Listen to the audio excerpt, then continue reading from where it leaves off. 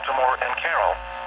The National Weather Service in Sterling, Virginia has issued a flood warning for Carroll County in north-central Maryland, northern Baltimore County in northern Maryland, until 8:15 a.m. Sunday.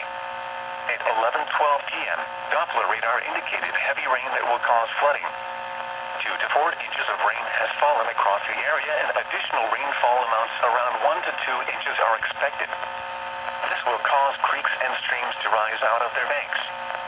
Some locations that may experience flooding include Cockeysville, Westminster, Owings Mills, Eldersburg, Reisterstown, Mays Chapel, Timonium, Mount Airy, Fallston, Tanatown, Hampstead, Manchester, Shakesville, Oakland, Gamber, Motherville, Timonium, Garrison, New Windsor, Union Bridge, and Carrollton.